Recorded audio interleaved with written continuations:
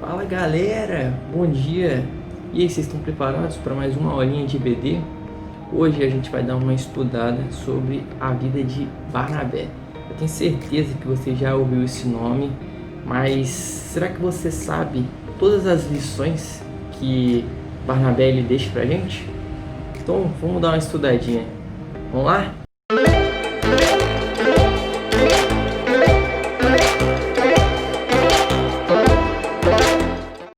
Bom galera, então vamos lá, como já falei, hoje o tema da nossa lição vai ser Barnabé, né, o filho da exortação. E o nosso texto básico ele está em Atos 4, de 32 a 37. Barnabé ele foi um dos personagens mais destacados, né, na época da igreja cristã primitiva. O Barnabé ele era judeu, né, de uma família de sacerdotes, e ele era natural de Chipre. Segundo o testemunho de Lucas, Barnabé ele era um homem bom, cheio do Espírito Santo e fé. Isso aí está lá em Atos 11, 24. E talvez tenha sido por essas características de Barnabé que ele foi escolhido para cuidar de uma igreja em Antioquia, né, que era uma igreja recém-formada. E logo depois ele foi designado junto com Paulo para realizar a primeira viagem missionária. E uma curiosidade, o nome de Barnabé, na verdade, era José, né? O nome judeu de Barnabé era José. Só que Barnabé ele era tão conhecido como essa pessoa, né, consoladora, como o filho da exortação, que os apóstolos eles falam, não, esse cara é diferenciado. Então, seu nome vai ser Barnabé, né? Que significa filho da exortação. E aí, Barnabé, né, como filho da exortação, a gente vai ver ele se colocando ao lado, né, de pessoas sempre com o intuito de ajudar. E a gente vai reparar que Barnabé ele possui alguns traços, né, fortes, algumas marcas fortes. E essas marcas são pela generosidade e pelo discipulado. E aí a gente vai começar a falar um pouco sobre essa marca, né, da generosidade. Quando a gente para ler Atos 4, de 32 a 37, a gente vai ver que a generosidade ela foi muito importante, né? Foi um atributo, a gente pode dizer, foi um atributo muito importante, né, e responsável por tornar a comunidade cristã primitiva uma comunidade singular. E a gente vai ler agora lá em Atos 4, né, 34 a 35, e diz bem assim: pois nenhum necessitado havia entre eles, porquanto os que possuíam terras ou casas, vendendo-as, traziam os valores correspondentes e depositavam aos pés dos apóstolos. Então se distribuía a qualquer um à medida que alguém tinha necessidade. Se você voltar um pouquinho, a gente vai ver lá em Atos 2, 44, que todos os que creram estavam juntos e tinham tudo em comum. Vendiam as suas propriedades e bens, distribuindo o produto entre todos à medida que alguém tinha necessidade. E aí a gente vai ver aonde que Barnabé entra nessa história, que está lá em Atos 4:37, que diz: como tivesse um campo, né, Lucas falando de Barnabé, como tivesse um campo, vendendo-o, trouxe o preço e o depositou aos pés dos apóstolos. E a gente vê, né, o Barnabé ele se colocando ao lado das pessoas, né, que precisavam de ajuda, como já falamos, né, sobre o filho da exortação, o Consolador. E essa generosidade de Barnabé, ela possui dois fundamentos básicos. O primeiro dele é a igualdade dos homens. E lá em Gálatas 3:28, a gente vai ver algo que Paulo ele gosta de frisar muito, né?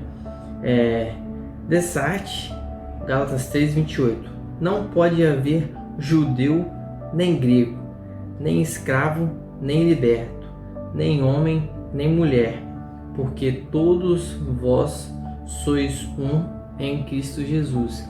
Ou seja, Paulo,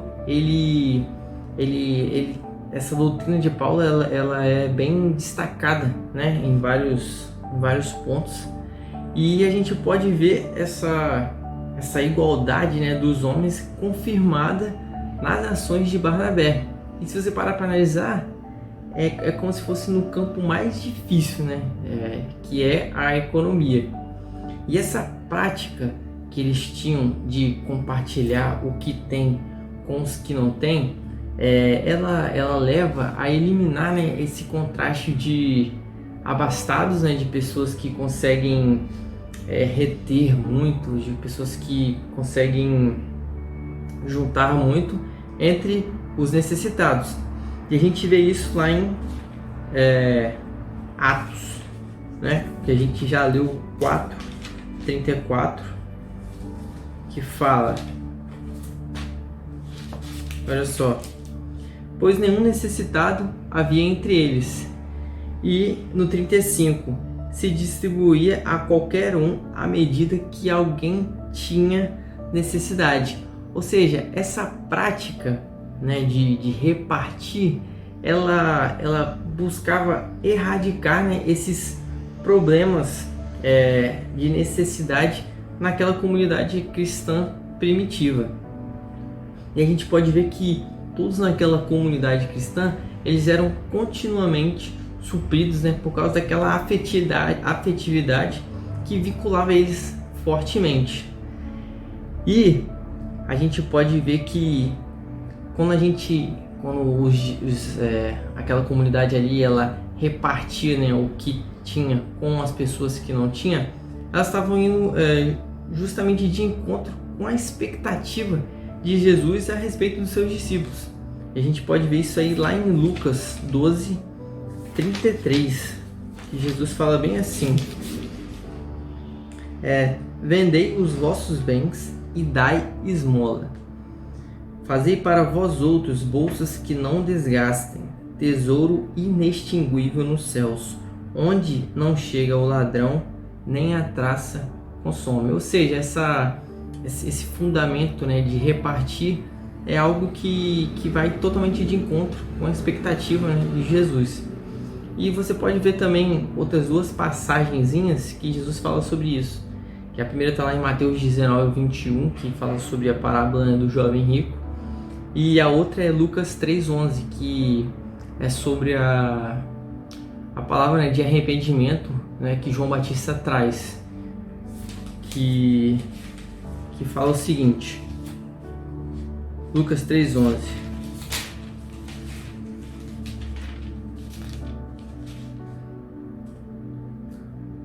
respondeu-lhes: quem tiver 2 túnicas, reparta com quem não tem, e quem tiver comida, faça o mesmo. E o segundo fundamento, né, que a gente pode ver nessa parte de generosidade de Barnabé é sobre a grandeza dos homens. Repartir o que tem, né? O que se tem com os que não têm, além de eliminar, né, a necessidade na sociedade, né, naquela comunidade, ela é um ato, né, de valorização do ser humano. Porque se você parar para pensar, ele é um ato totalmente voluntário, né? Ninguém obrigou Barnabé, você vai ter que vender isso aí seu, hein, cara, porque a gente está precisando aí. Não, ninguém fez isso, foi algo totalmente voluntário. Porque a gente pode ver lá em Atos 5:4 que tinham sim pessoas, né, que possuíam propriedades privadas. Não era proibido possuir propriedade privada. Tanto que um exemplo disso aí, de que tinham propriedades privadas, era do Ananias. Se você quiser dar uma conferida, está lá em Atos 5:4.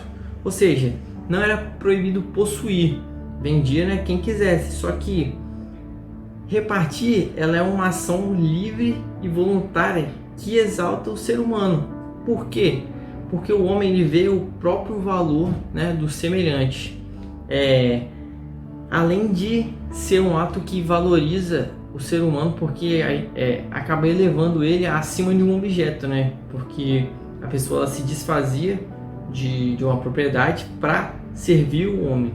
E uma frase que eu achei muito bacana, né, que a revista trouxe aqui: a vida humana, ela vale mais do que as coisas. Achei muito interessante isso aí. A segunda marca que Barnabé ele traz pra gente é a marca do discipulador.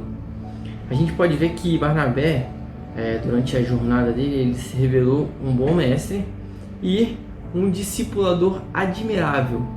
E por isso, né, e para isso que ele foi enviado para Antioquia. E também lá ele foi reconhecido, né, como mestre, como um discipulador admirável. Você pode acompanhar isso aí lá em Atos 13:1. E agora a gente vai dar uma analisada sobre essas características de Barnabé voltadas, né, para o ministério de discipulador dele. A primeira característica que tem a ver com esse ministério de discipulador foi o interesse desmedido pelo discípulo. Como assim? Lá em Atos 9:26 e 27, vai falar da parte que Saulo ele retorna, né, para Jerusalém e ele tenta se juntar àquele movimento cristão que estava ali. Só que logo de cara, Saulo ele foi imediatamente recebido com suspeita, né? O povo não acreditava que um inimigo tão cruel daqueles pudesse ter mudado em tão pouco tempo, né? Porque Paulo era um perseguidor de cristãos e aí ele volta alegando ser um cristão. Como assim? Só que teve um cara que acolheu ele. Quem foi? Barnabé, né? Barnabé, ele, uma atitude muito corajosa e arriscada, ele colocou-se ao lado de Paulo. E mais uma vez Barnabé, o consolador. E aí depois que ele acolhe Paulo vai para Tarso e Barnabé ele vai para Antioquia. Só que depois de ir para Antioquia, Barnabé ele vai atrás de Paulo para buscar ele, para voltar para Antioquia, para juntos eles servirem ao Senhor lá em Antioquia, né?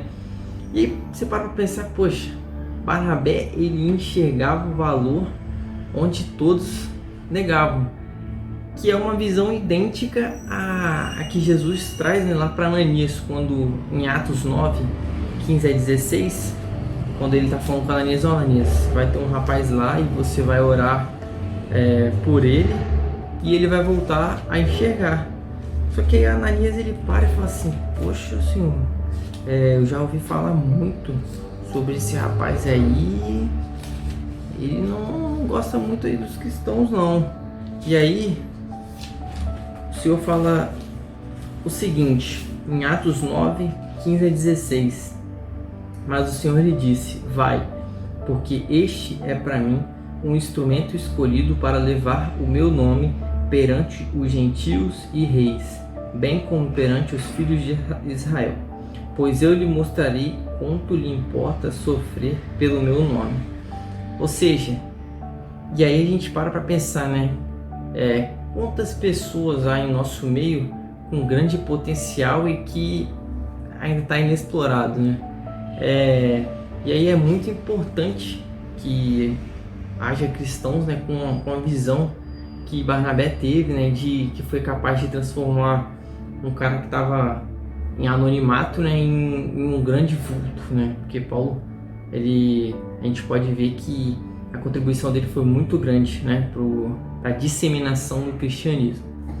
A segunda característica que que a gente pode observar em Barnabé no ministério dele de discipulador é a humildade face à projeção, né, ao crescimento do discípulo, né, Paulo. Porque Barnabé ele chama Paulo para ajudar na igreja de Antioquia, e aí ele reconhece, né, que Paulo ele tem vários dons e tal. E Barnabé ele tinha uma consciência tão plena, né, de reino, que a humildade ela se tornou um dos pontos mais salientes nesse ministério dele de discipulado. Mas como assim? Porque se você para analisar, Paulo ele já tinha se passado alguns anos e ele já tinha adquirido muita experiência cristã e ministerial. Ou seja, Paulo ele já estava relativamente maduro. Só que não é não, essa força e a sabedoria de Paulo, esses dons, né, que Paulo tinha, eles nunca tornaram um rival de Barnabé. Muito pelo contrário, porque Barnabé, ele percebia que, Paulo, ele é o meu companheiro necessário para que o meu ministério ele tenha um sucesso. E a gente pode ver que quando Paulo e Barnabé eles são enviados para a primeira viagem missionária, a gente logo começa a perceber que Paulo ele começa a crescer mais do que Barnabé. Lá em Atos 13, 8, né, de 8 a 12, Paulo ele realiza um milagre, né? Se eu não me engano, tinha um mágico chamado Elimas, eu esqueci o nome dele ao certo agora, e que ele estava tentando confundir, né, a cabeça do povo. E Paulo falou assim, chega de tentar confundir a cabeça do povo de Deus, a partir de hoje você vai ficar cego. E ele foi lá e ficou cego. E um pouquinho mais pra frente, Paulo ele começa a dar um testemunho, começa a falar bem diante do público, lá em Atos 13, de 16 a 41, e ele fala tão bem, ele dá tão bem o seu testemunho, que os judeus, eles começam a falar, não, Paulo, volta amanhã aí, cara, para começar, para falar mais pra gente. Ou seja, eles começaram a gostar, né, do diálogo de Paulo, de todos os dons que Paulo ele vinha desenvolvendo. E à medida que a gente pode ver que Paulo vai crescendo e Barnabé ele vai diminuindo, a gente não vê que Barnabé ficou bem assim, poxa, Paulo tá crescendo pra caramba e eu não tô me desenvolvendo e tal. E a gente não vê isso em momento nenhum.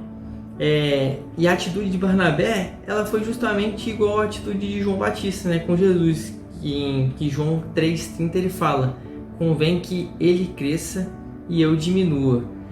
E essa visão, né, de reino de Barnabé, ela ia além dos interesses pessoais dele e dos interesses pessoais de Paulo, porque o objetivo deles era abençoar os homens e glorificar a Deus. E aí, nas palavras de Paulo, lá em Filipenses 2,3, ele fala o seguinte, Filipenses 2,3: nada façais por partidarismo ou vanglória, mas por humildade, considerando cada um os outros superiores a si mesmo. Ou seja, é necessário que a gente tenha, né, essa visão, igual a visão de Barnabé, porque que a gente tem essa visão, que a gente tem esse desejo que a igreja ela seja um palco de bênçãos e da glória de Deus, e nunca de rivalidade, de dons, de glória humana. Vamos lá. A terceira característica do ministério de Barnabé, né, do ministério de discipulador de Barnabé, foi a sabedoria e a coragem para enfrentar um problema teológico. E aí, lá em Atos 15, se você quiser dar uma lida, né, depois, para você ver o que se passa, porque eu vou falar bem resumidamente aqui. O que acontecia? A igreja cristã primitiva, ela era formada, né, por muitos judeus. E aí depois que Barnabé foi para Antioquia, o número de gentios começou a aumentar. E vieram alguns judeus de Jerusalém falar que esses gentios eles também tinham que seguir as leis mosaicas, né? Então eles iam ter que aderir àquele ritual de circuncisão. E aí ficou essa divisão no meio da igreja, e a igreja chegou para Barnabé e Paulo e falou: a gente precisa que vocês vão até Jerusalém e tirem essa dúvida, né, pra gente, porque isso está trazendo muito transtorno. O que realmente importa, né? E aí Paulo e Barnabé, eles vão até Jerusalém, levantam esse assunto, e Pedro, ele fala o seguinte: mas cremos que fomos salvos pela graça do Senhor Jesus, como também aqueles o foram. Ou seja, o que ele falou? Que é a graça de Deus que vai libertar e levar eles a um redirecionamento, né, do rumo de vida.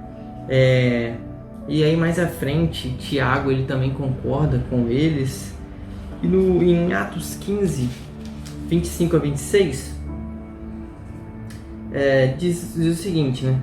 Pareceu-nos bem, chegados a pleno acordo, eleger alguns homens e enviá-los a vós outros, com os nossos amados Barnabé e Paulo, homens que têm exposto a vida pelo nome de nosso Senhor Jesus Cristo. E aí a gente vê, né, nesse episódiozinho, Barnabé ele mostrando o cuidado, né, pelo bem-estar das ovelhas dele e a preocupação também com a sã doutrina, né?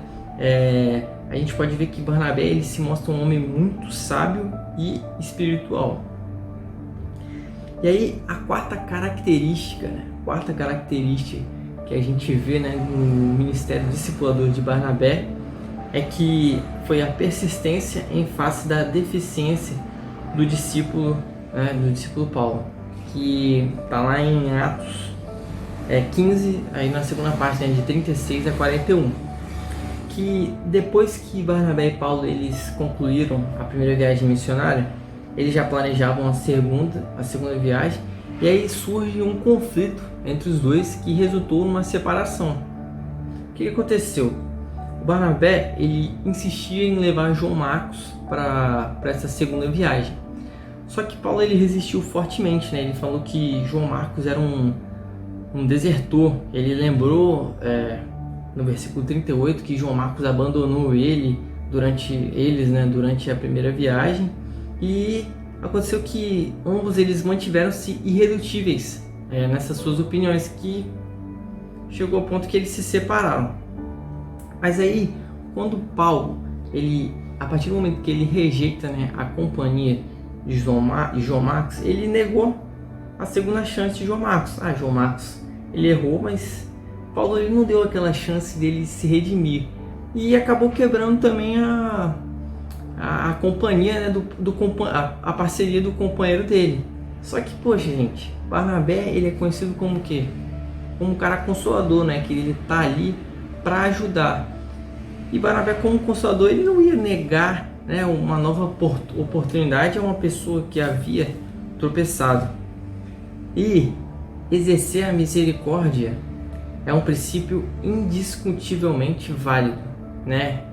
Tal como Barnabé ele fez com João Marcos, porque pela misericórdia Barnabé ele fez ele transformou um inútil, né? Porque Paulo fala que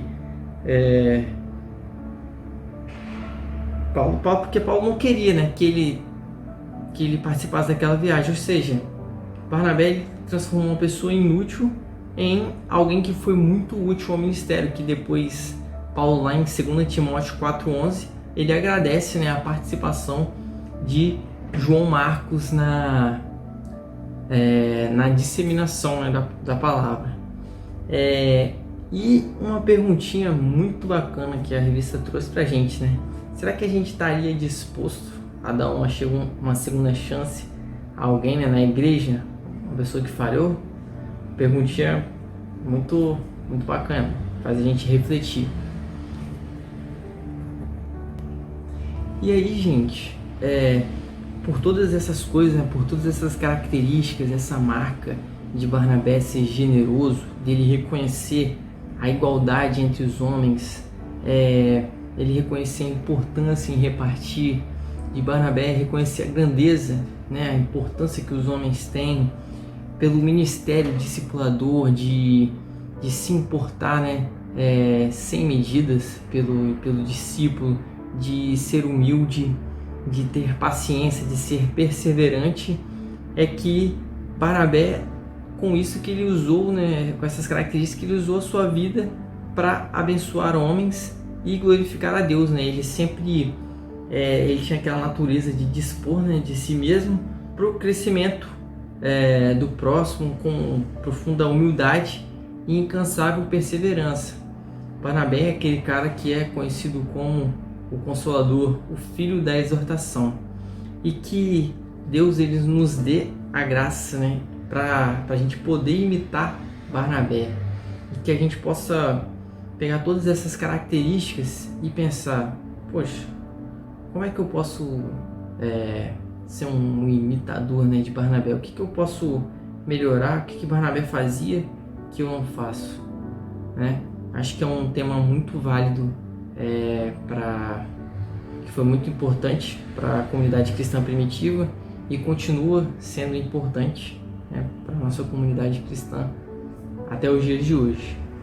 E galera, eu desejo que vocês se tornem, que vocês analisem a vida de vocês e vejam o que vocês podem adicionar, né, na vida de vocês, na postura de vocês, tá ok? Um grande abraço e fiquem com Deus.